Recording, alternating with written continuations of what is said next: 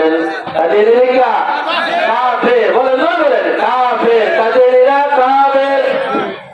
একটা আইন হবে সংসদে, আর কোন আইন চাই না, এইটা ঘোষণা করতে হবে কাদিরিয়া এরা মুসলমান না, এরা কাফের।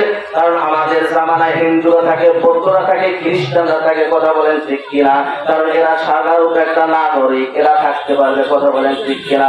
কিন্তু মুসলমানের পরিচয় দিয়া অমুসলিম থাকবে, এটা হতে পারে না। ওরা থাকবে, ওরা কাফের হয়ে থাকবে। কি হয়ে থাকবে? কাফের অবস্থায় থাকবে, মুসলমানের পরিচয় চলবে না, কথা বলেন ঠিক কিনা?